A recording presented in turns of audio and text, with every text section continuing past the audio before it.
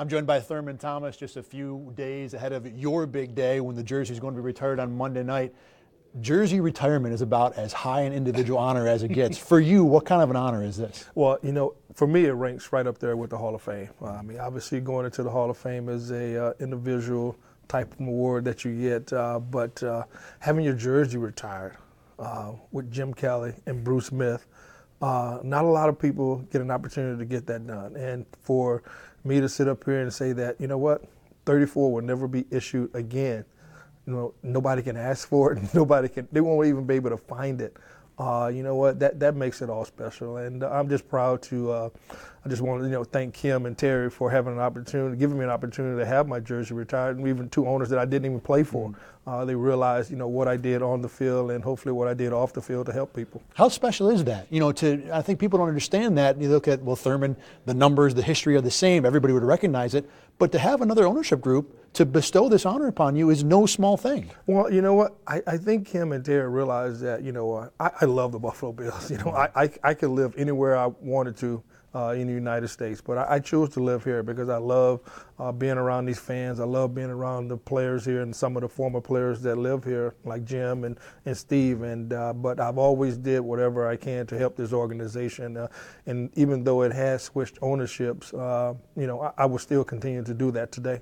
I read that you chose 34 in honor of Earl Campbell and Walter Payton. Yes. Two very different running backs. Why those two guys? Well, you know what? Growing up in Texas, that Earl Campbell was my guy. He was my guy at the University of Houston. And once he got, drafted by the Houston Oilers, I was already a fan. And when he went from 20 in college to number 34, I was like, oh, I'm all in now. When I play football, this is the number that I'm going to wear. And really, what Walter Payton came in was his training thing that he did during the offseason, running hills, doing a lot of wind sprints and things of that nature. And I just started following that footsteps and had the opportunity in 1988 to meet Walter Payton in the locker room when the Bills played the Bears in Chicago. And, man, having those two guys being my idol growing up, I just love the number 34, and I've wore it my entire career.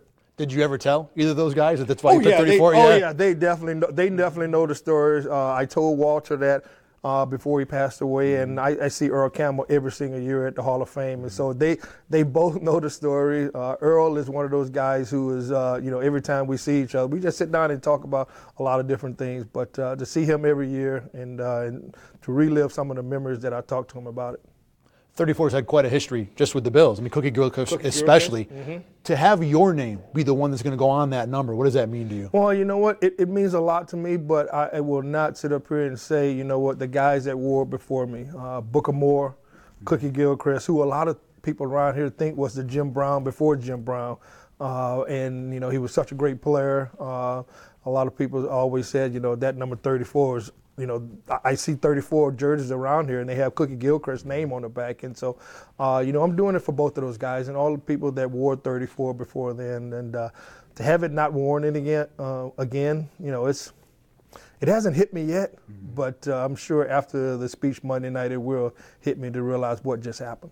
One more thing. Over the summer, you tweeted that you played your NFL career with a mostly torn ACL. What was the story behind that? I tore my ACL at a pickup game at Oklahoma State, a basketball game I didn't even want to go to. My friends kind of talked me into it. And, I had about 85% of my ACL torn, but I had to wear like a special brace for it that kept my knee intact and my ligaments intact. And so, I wore that for my junior year all the way to the day that I retired. And it really helped me.